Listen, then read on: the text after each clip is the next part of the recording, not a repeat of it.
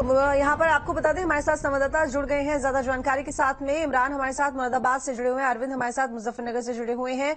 इमरान, आपके पास आऊंगी क्योंकि देखिए नामांकन की आखिरी तारीख 27 मार्च है, जो कि अब ज्यादा दूर नहीं है, और ऐसे में जो नामांकन करना शुरू कर दिया गया है, तमाम दिग्गज आज नामांकन करने के लिए पहुंचेंगे जगह जगह।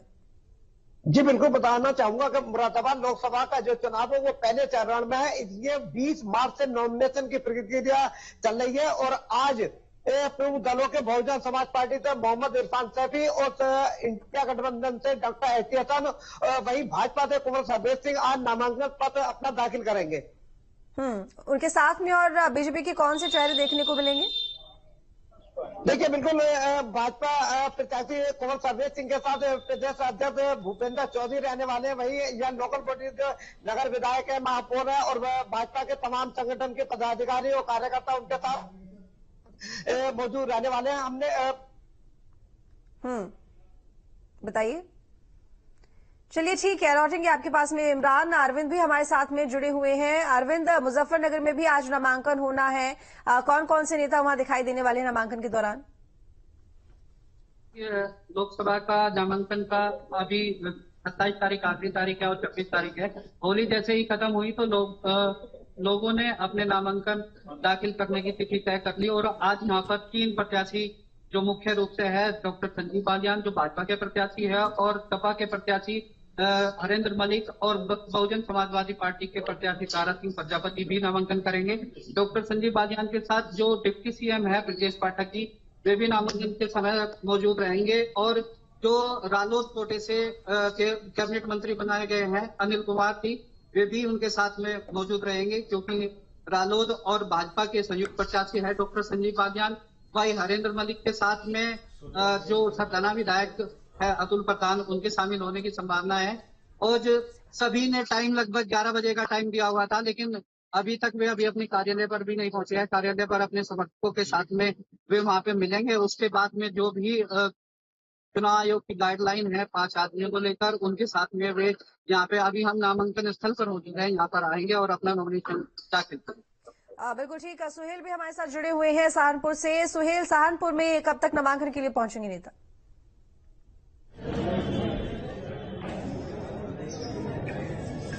देखिए, मैं आपको बता दूं कि सभी प्रमुख पार्टियां जो हैं उन्होंने अपनी अपनी बिसात खोल दी है, प्रत्याशियों के नाम घोषित कर दिए हैं। 27 तारीख अंतिम नामांकन की तिथि है। अभी आज के दिन अगर बात करें तो बसपा के जो प्रत्याशी हैं माजिद अली, वो अपना नामांकन दाखिल करेंगे। दल बल के साथ देवबंद से चल के वो सहारनपुर नामांकन स्थल पहुंचेंगे। अभी हम नामांकन स्थल पर ही मौजूद हैं। इसके अलावा बात करें तो जो कांग्रेस के प्रत्याशी रहेंगे, गठबंधन प्रत्याशी इमरान मसूद, वो भी आज अपना नामांकन जो है दाखिल करेंगे और अपने दल बल के साथ नामांकन स्थल पर पहुंच के अपना नामांकन दाखिल करेंगे। हालांकि जो बीजेपी के प्रत्याशी हैं राघव लखनपाल, एनडीए प्रत्याशी हैं, वो अपना नामांकन कल दाखिल करेंगे। उनके साथ उप मुख्यमंत्री ब्रजेश पाठक जो है वो शामिल रहेंगे। वो यहाँ पर दल बल के साथ आएंगे और अपना नामांकन दाखिल करेंगे। इसके साथ ही साथ अगर बात की जाए तो 28 तारीख में मुख्यमंत्री योगी आदित्यनाथ जो है जनमत सभागार में एक प्रबुद्ध सम्मेलन को भी वो जो है शरीक होंगे, उसमें शिरकत करेंगे। जी चलिए ठीक है। अमित भी शामली से हमारे साथ में जुड़े हुए हैं। अमित, शामली की क्या स्थिति?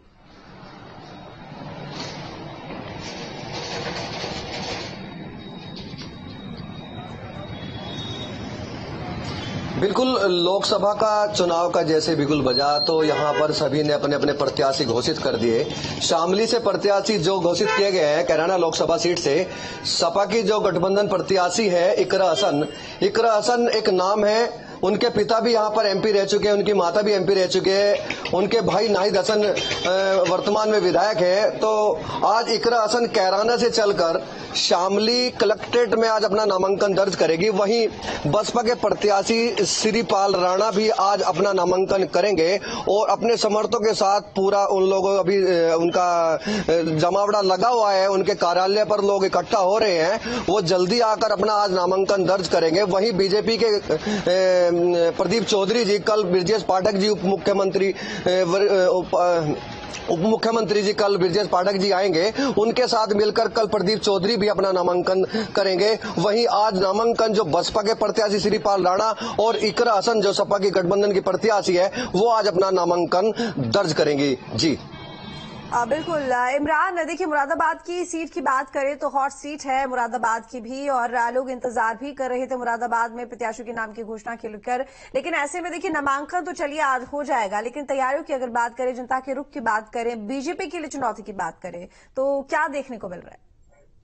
जी बिल्कुल बताना चाहूंगा कि भाजपा जो प्रत्याशी है उनसे हमारी जब बात हुई थी तो उनका सीधे तौर पर कहना था कि पिछली बार 2019 में वो समाजवादी पार्टी के डॉक्टर एटी हसन से उन्हें मात मिली थी, लेकिन इस बार वो 1.5 लाख से अधिक वोटों से जीत का दावा कर रहे हैं। यह बताना चाहूंगा कि इंडिया गठबंधन की जो सीट है वो सपा के खाते में गई है और समाजवादी पार्टी ने एक बार फिर डॉक्टर एटी हसन पे भरोसा जताया और मैदान में उतारा। वहीं बहुजन समाज पार्टी की बात करें तो बहुजन समाज पार्टी ने मुस्लिम और दलित वोट को साधते हुए मोहम्मद इरफान सैफी को मुकाबले में उतारा है। यह माना जाए कि मुरादाबाद में त्रिकोणीय मुकाबला होने वाला है। बिल्कुल अरविंद, आपका रुख करूंगी। देखिए वेस्ट यूपी की बात की जाए तो क्योंकि जाट बाहुल्य सीट होती है खास करके वेस्ट यूपी की, और ऐसे में इस बार क्योंकि बीजेपी का गठबंधन हो गया है आरएलडी से, और अगर हम मुजफ्फरनगर की बात करें तो मुजफ्फरनगर पर खासकर नजरें रहती हैं सबकी, क्योंकि हमने वहां पर नाराजगी भी देखी है, ना सिर्फ किसानों की, जाटों की भी। तो ऐसे में फिलहाल क्या कुछ नजर आ रहा है वहां पर? कुछ बदली बयान दिख रही है? आपकी बात सही है। दरअसल यहाँ पे जैसे किसान आंदोलन हुआ था, तो राकेश टिकैत और नरेश टिकैत रहते हैं जो लगातार आंदोलन करते रहते हैं और किसानों की मांगों को उठाए रखते हैं। वैसे तो यहाँ पर अगर देखा जाए गन्ने की राजनीति मैन होती है, गन्ने के भुगतान, गन्ने की कीमत को लेकर यहाँ पे राजनीति लगातार रहती है। तो भारतीय जनता पार्टी ने पहले भी 2 बार डॉक्टर संजीव बालियान पर दांव लगाया और 2 बार अपने अनुमान से सही रहे और 2 बार सांसद डॉक्टर संजीव बालियान बने। अब तीसरी बार भी डॉक्टर संजीव बालियान का चुनाव खेला है।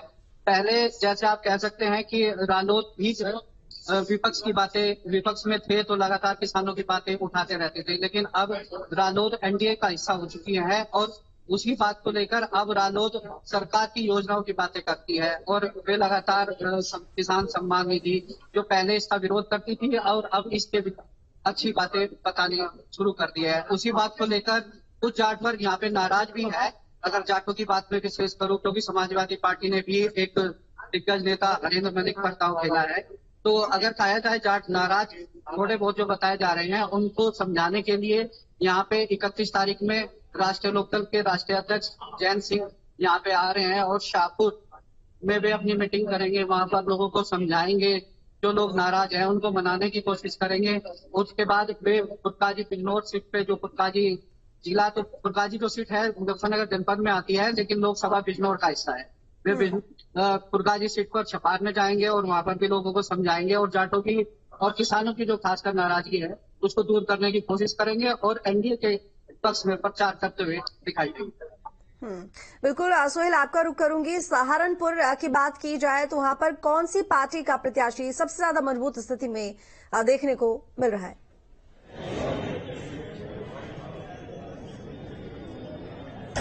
देखिए मैं आपको बता दूं यहाँ पर त्रिकोणीय मुकाबला होने की उम्मीद है। बीजेपी ने जो है अपने प्रत्याशी राघव लखनपाल के ऊपर दांव लगाया है, तीसरी बार जो है उन्हें टिकट दिया है सहारनपुर से। वहीं अगर बात की जाए कांग्रेस के भी कद्दावर नेता रहे हैं इमरान मसूद, उनको भी तीसरी बार वो आमने सामने जो है राघव लखनपाल के सामने रहेंगे और ये एक मजबूत जो है दावेदारी दोनों की देखी जा रही है। वहीं अगर बसपा की बात की जाए तो बसपा का 2019 के अंदर जो है हाजी फजलुर रहमान जो है उन्होंने राघव लखनपाल को 22,000 वोटों से पटकनी दी थी। तो अभी जो है बीएसपी ने अपने पूर्व जिला पंचायत अध्यक्ष हैं माजिद अली, एक मजबूत दावेदारी उनकी भी रहेगी क्योंकि देखा जाए तो वो एक जिला पंचायत अध्यक्ष रह चुके हैं और मुस्लिम इलाकों में मुस्लिम वोटों पर उनकी खासी पकड़ देखी जा रही है। तो तीसरा दावेदार जो है माजिद अली भी यहाँ पर बीएसपी के प्रत्याशी के तौर पे देखे जा रहे हैं। हालांकि 2014 की बात की जाए तो 2014 के अंदर इमरान मसूद को 60,000 वोटों से जो है राघव राघव लखनपाल ने पटकनी दी थी। इमरान मसूद को 4,07,000 वोट मिले थे, जबकि 4,63,000 वोट राघव लखनपाल को मिले थे। दोबारा जब चुनाव हुआ 2019 में, तो वहां पर जो है हाजी फल्लू रहमान को 5,14,000 वोट मिले थे, जबकि राघव लखनपाल 22,000 वोटों से हारे थे। 4,91,000 वोट उन्हें मिले थे। हालांकि इमरान मसूद भी 2,07,000 वोट लेके गए थे। तो तीनों के तीनों ही प्रत्याशी इस समय मजबूत स्थिति में है और सहारनपुर की हॉट सीट कही जाती है। तमाम जो है प्रत्याशी अपनी जान लगाएंगे और मजबूत दावेदारी के साथ जो है यहाँ पे त्रिकोणीय मुकाबला देखने को मिल सकता है। जी बिल्कुल। इसके साथ ही आपको बता दें कि लगातार यहाँ पर चुनावों को लेकर तैयारियां जोरों शोरों से चल रही हैं और ऐसे में हर तरफ देखने को मिल रहा है कि किस तरीके से तमाम पार्टियां पूरा दमखम लगा रही हैं चुनाव जीतने के लिए। अब नामांकन के लिए भी ज्यादा वक्त नहीं बचा है। अमित, आपका रुख करूंगी। देखिए, शामली में भी स्थिति बीजेपी के लिए आसान नहीं रहती। फिलहाल की अगर तस्वीर की बात करें तो इन लोकसभा चुनावों में शामली में क्या देखने को मिल रहा है? कौन सी पार्टी ज्यादा मजबूत दिखाई दे रही है और क्या लग रहा है कि इस बार किसके पाले में इस बार ये सीट जाएगी?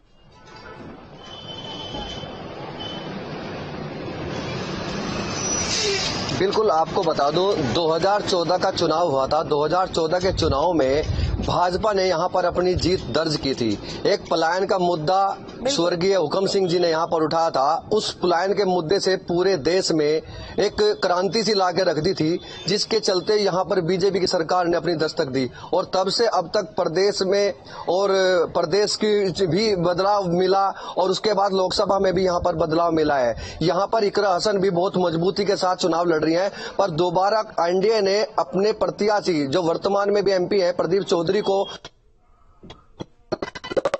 साथ में लगे जयंत चौधरी और जयंत चौधरी के आने से कुछ न कुछ मजबूती यहाँ पर लोगों को मिली है।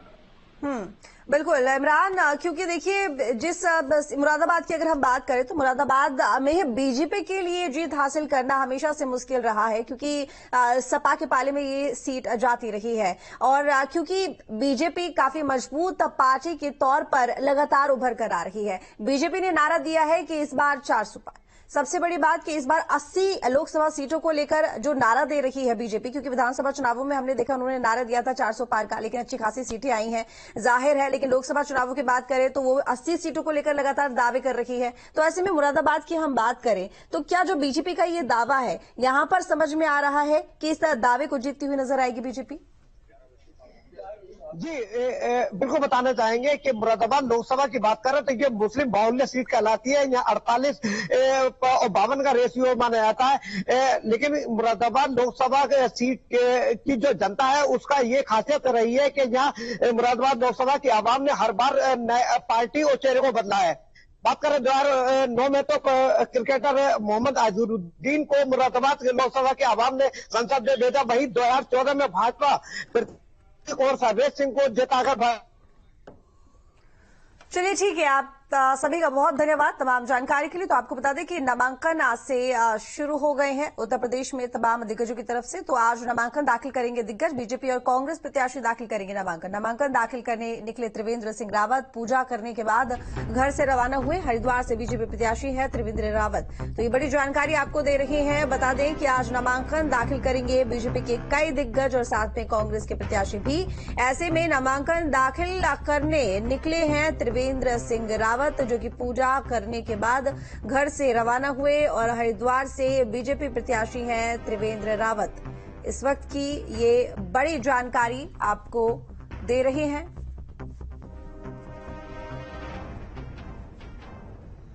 तो बता दें आपको लोकसभा चुनाव के लिए नामांकन का दौर जारी है। पहाड़ पर आज कांग्रेस और बीजेपी दोनों पार्टियों के दिग्गज नामांकन दाखिल करेंगे। बीजेपी की तरफ से अनिल बलूनी और माला राज्य लक्ष्मी पर्चा भरेंगी और हरिद्वार से प्रत्याशी त्रिवेंद्र सिंह रावत भी आज नामांकन करेंगे। साथ ही कांग्रेस की टिहरी लोकसभा के प्रत्याशी जोत सिंह गुंसोल भी आज नामांकन दाखिल करेंगे। दोपहर लगभग 11 बजे के बाद नेता अपना नामांकन दाखिल करेंगे। नामांकन के दौरान हरीश रावत, सीएम धामी और केंद्रीय मंत्री स्मृति ईरानी के साथ तमाम दिग्गज अपनी अपनी पार्टी के उम्मीदवारों के साथ में मौजूद रहने वाले हैं। तो न सिर्फ उत्तर प्रदेश बल्कि पहाड़ पर भी यही तस्वीर देखने को मिल रही है, क्योंकि 27 मार्च आखिरी तारीख है नामांकन की। लोकसभा चुनाव के लिए नामांकन की कल अंतिम तिथि है और अंतिम तिथि से ठीक एक दिन पहले आज देहरादून और पौड़ी में भाजपा और कांग्रेस का एक शक्ति प्रदर्शन देखने को मिलेगा। पौड़ी में राष्ट्रीय मीडिया प्रभारी भारतीय जनता पार्टी अनिल बलूनी का नामांकन दाखिल होना है और इस मौके पर केंद्रीय मंत्री स्मृति ईरानी, निवर्तमान सांसद तीरथ सिंह रावत, मुख्यमंत्री पुष्कर सिंह धामी और प्रदेश अध्यक्ष महेंद्र भट्ट के समेत तमाम बड़े नेता यहां पर मौजूद रहेंगे। नामांकन में इस शक्ति प्रदर्शन के बाद फिर एक बड़ी जनसभा को स्मृति ईरानी संबोधित करेंगी और अनिल बलूनी और मुख्यमंत्री समेत तमाम बड़े नेता भी संबोधित करने वाले हैं। और दूसरी तरफ टिहरी संसदीय क्षेत्र के लिए देहरादून में आज पूरी तैयारियां कर ली गई हैं। भाजपा प्रत्याशी माला राज्य लक्ष्मी शाह और नामांकन दाखिल करेंगे और वहां पर एक जनसभा भी होनी है, वहां भी मुख्यमंत्री मौजूद रहेंगे। और इसके अलावा कांग्रेस के जोत सिंह गुंसोला के लिए भी आज एक शक्ति प्रदर्शन का दिन है और नामांकन दाखिल करने के बाद उनका भी कांग्रेस भवन से एक बड़ा जुलूस निकलेगा और उसमें पूर्व मुख्यमंत्री हरीश रावत और इसके अलावा पूर्व प्रदेश अध्यक्ष प्रीतम सिंह, प्रदेश अध्यक्ष कर्ण मारा, तमाम बड़े दिग्गज मौजूद रहेंगे। तो आज नामांकन के बहाने शक्ति प्रदर्शन का दिन है और दिन भर राजनीतिक हलचलें पूरे प्रदेश में रहेंगी। अपने सहयोगी कैमरामैन सोनी कुमार के साथ न्यूज स्टेट के लिए पौड़ी से अजीत सिंह राठी। तो महावीर नेगी संवाददाता जुड़े हुए हैं हरिद्वार से। महावीर, न सिर्फ उत्तर प्रदेश में बल्कि उत्तराखंड में भी वही तस्वीर देखने को मिल रही है। नामांकन का दौर शुरू हो गया है, तमाम दिग्गज नामांकन करने के लिए पहुंचेंगे। बीजेपी के नेताओं की बात करें तो कौन कौन से नेता कब कब और उनके साथ में कौन कौन नामांकन के लिए पहुंचेंगे? बिल्कुल, देखिए, मैं अगर हरिद्वार लोकसभा की बात करूं तो हरिद्वार लोकसभा सीट पर आज त्रिवेंद्र सिंह रावत नामांकन करेंगे और अब से थोड़ी देर पहले ही उन्होंने हर की पौड़ी पर गंगा पूजन किया और गंगा पूजन के बाद वो नामांकन के लिए निकले हैं। और आपको बता दें कि इससे पहले उन्होंने ऑनलाइन नामांकन किया था 22 मार्च और आज वो फिजिकल तौर पर नामांकन करने जा रहे हैं, जिसमें की पूरी ताकत के साथ। हालांकि हम देख रहे हैं कि हर लोकसभा सीट पर एक तरह से शक्ति प्रदर्शन किया जा रहा है, भारी भरकम भीड़ के साथ प्रत्याशी नामांकन के लिए पहुंच रहे हैं। लेकिन त्रिवेंद्र सिंह रावत अपने आप में एक अलग मिसाल पेश कर रहे हैं कि पहले तो उन्होंने ऑनलाइन नामांकन किया, जिसमें कि उनका एक साफ संदेश था कि डिजिटल जो इंडिया का एक सपना था उसके लिए उन्होंने ये कदम उठाया है। और दूसरा, आज जब वो फिजिकली तौर पर कलेक्ट्रेट में नामांकन करेंगे तो वहां पर वो बिल्कुल सादगी के साथ कुछ ही लोग उनके साथ होंगे, कोई लाव लश्कर कोई नहीं, बिना उनके ही वो नामांकन करने पहुंचेंगे। तो ये अपने आप में कह सकते हैं कि त्रिवेंद्र सिंह रावत ने नई पहल की कोशिश की है कि कहीं ना कहीं जिस तरह से लाव लश्कर और शक्ति प्रदर्शन के माध्यम से नामांकन किए जाते थे, लेकिन उन्होंने पहले ऑनलाइन किया और अब फिजिकल जब जा रहे हैं तो फिजिकली नामांकन के लिए भी वो केवल कुछ चंद लोगों के साथ ही नामांकन करने पहुंचेंगे। जी बिल्कुल। और वहीं कांग्रेस की बात की जाए तो कांग्रेस की तरफ से कौन कौन से नेता और उनके साथ में कौन शामिल होंगे इस नामांकन के लिए? देखिए, अगर कांग्रेस की यहाँ पर बात करें, क्योंकि हरिद्वार लोकसभा सीट की मैं बात करूँ तो अभी तक कांग्रेस अपने आप में पटों पेश में रही है, चाहे वो प्रत्याशी के नाम की घोषणा को लेकर हो या फिर नामांकन को लेकर। कल नामांकन का आखिरी दिन है तो उससे पहले अभी तक कांग्रेस ये डिसाइड नहीं कर पाई कि नामांकन कब करना है। हालांकि अभी तक की जानकारी यही है कि शायद कल आखिरी दिन है तो नामांकन कल किया जाए, लेकिन अभी तक कोई आधिकारिक सूचना उनकी तरफ से नहीं मिली है। दूसरी बात, अगर कांग्रेस के प्रत्याशियों की बात करें तो कांग्रेस के प्रत्याशी, क्योंकि जिस तरह से हमने देखा कि पूर्व मुख्यमंत्री हरीश रावत के बेटे हैं वीरेंद्र रावत, तो उनको उन्होंने एक तरह से लॉन्च किया है राजनीति में। और लॉन्च इतनी बड़ी लॉन्चिंग है कि कहीं ना कहीं लोकसभा के सीट पर वो यहाँ से चुनाव लड़ रहे हैं। तो देखने वाली ये बात होगी कि आखिर वो किस तरह से यहाँ पर फाइट दे पाते हैं। और लेकिन अभी तक का जो चुनाव हुआ है, जो प्रचार हुआ है, उसमें यही देखा जा रहा है कि आमने सामने की टक्कर है भाजपा और कांग्रेस के बीच में। हालांकि त्रिवेंद्र सिंह रावत को उनके अनुभव का, राजनीतिक अनुभव का जरूर लाभ मिल रहा है, तो वहीं हरीश रावत अपने बेटे को लेकर पूरी तरह से सक्रिय दिखाई दे रहे हैं। तो कहीं ना कहीं मामला जैसे जैसे आगे बढ़ेगा, चुनाव आगे, प्रचार आगे चलता जाएगा, तो कहीं ना कहीं रोचकता इस मुकाबले में देखने को हमें मिल सकती है। जी बिल्कुल। लेकिन देखिए, दो बातें हैं, एक तो रावत वर्सेस रावत है, दूसरा एक अनुभव वर्सेस युवा है। देखना होगा कि जनता किसे चुनेगी। लेकिन नैनीताल की स्थिति क्या है यहाँ पर कांग्रेस को लेकर? देखिए, नैनीताल की अगर हम लोग बात करें तो नैनीताल में प्रकाश जोशी वहां से कांग्रेस की टिकट पर चुनाव लड़ रहे हैं, तो अब उनका नामांकन होना है, तो कहीं ना कहीं कांग्रेस ही चाहेगी कि अपने एक शक्ति प्रदर्शन के माध्यम से वहां पर एक मैसेज दिया जाए, क्योंकि जिस तरह से हरिद्वार में वीरेंद्र रावत को माना जा रहा है कि एक न्यू कमर है, तो वैसे ही प्रकाश जोशी को भी, हालांकि अनुभव उनके पास बहुत ज्यादा है, लेकिन चुनावी अनुभव अगर हम बात करें तो चुनावी अनुभव उनके पास उतना नहीं है। तो कहीं ना कहीं एक जो कांग्रेस कोशिश करेगी